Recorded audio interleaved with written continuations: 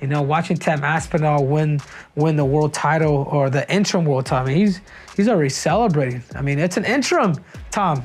You know, save those tears when you actually win the real bout. You know, like sometimes when I see people like that they just get too emotional after an interim bout, it seems like, yeah, you got a trophy, but it's like they might as well dip that thing in either silver or bronze because it's not the real thing. And I mean that with all due respect. Now sometimes I wonder, I as a competitor, I start to think of their mentalities of what is it that makes them. What is it that makes them, you know, has he thought that he's reached the pinnacle of the world? And I'm not picking on you, Tom, but I'm just saying, dude, like, save those tears when you actually become and you actually own the undisputed title. Henry Cejudo, man, I like the guy. I do. But this dude has never been more wrong. Henry's never been more wrong. I saw something the other day where Henry said, Tom Aspinall shouldn't have been as emotional to become the champion. It's not the real belt, the interim champion. It's not fair. It's not fair. Why is it not fair? Because Henry Cejudo became the UFC champion because he's a tremendous athlete and he is just a winner. He's just a winner. But Henry Cejudo was not groomed to be UFC champion. Henry Cejudo was groomed to be the Olympic wrestling champion. And he did that. And when he did that, he cried and he was excited and he was the champ and it felt like he had accomplished the world. That's what Tom Aspinall did. Why? Because it's all he's been trained to do.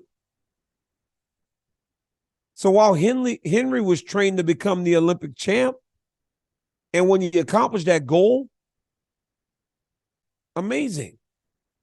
Even if he would have won something else and it wasn't as big as the Olympic gold medal, if he'd have won the world championship the year before, he'd have been crying. Sure, the world championship is real championship, but it's not the Olympic championship. He would have still felt the same because it's all he's known. It's what he's been taught to chase his entire life. So when he accomplished that, he was emotional and overwhelmed. Same for Tom Aspinall. Tom Aspinall's not a basketball player that turned to fighting. He's not a football player that turned to fighting. He's a kid that fought his whole life.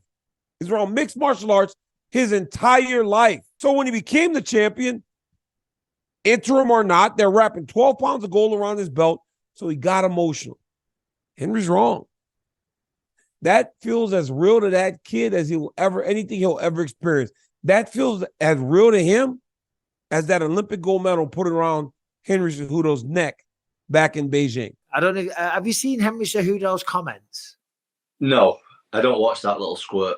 Well, good for you. Good for you. Listen to what this little rat had to say. Listen, Henry's all right. I don't mind Henry, right? But here is what he said. He said, hold on. And I'm just saying this so you can get your response. He said, the headline here is Henry Cejudo craps on an emotional Tom Aspinall for weepy interim title win. It's not the real thing. He says, watching Tom Aspinall win the interim title, he's already celebrating. It's an interim, Tom. Save those tears for when you actually win the belt. Sometimes when I see people like that, they just get too emotional after an interim belt. Yeah, you got a trophy, but they might as well dip that thing in either silver or bronze because it's not the real thing. Tell him he was weeping about the money, Mike. He got so much money.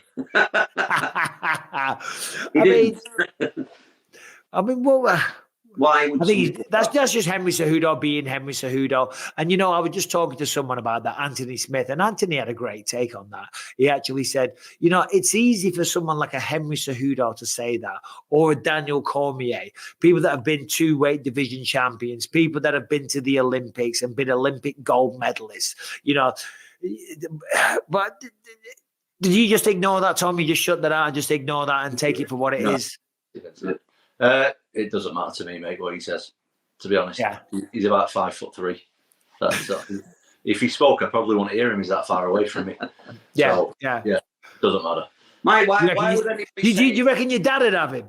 I reckon he'd do Andy, it. come on, you versus him. You're about the same height. I reckon I'm he'd do it. 5'8".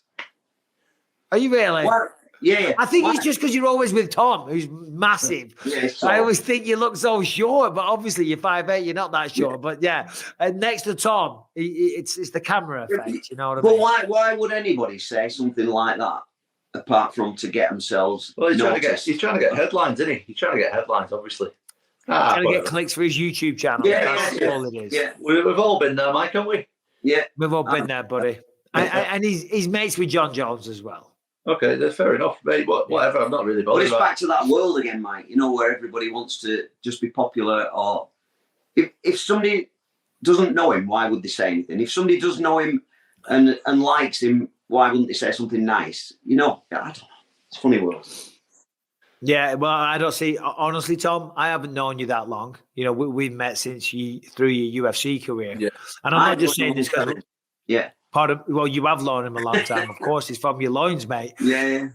You've come across always to me, Tom, as one of the most stand-up, honourable, decent, humble, fucking deadly human beings I've ever met. And I'm proud to know you, Tom. I'm proud to know you. So you do a good job because you always shut all that stuff out. But after the backlash, I was wrong.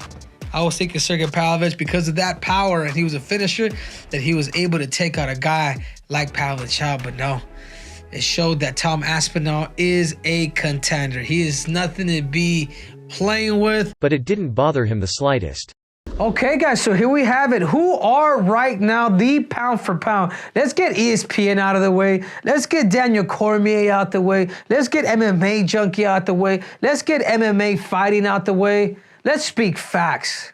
And let's tell the truth. You guys hear it from somebody who has done some shit in combat sports. At number one, you got to go with John Jones.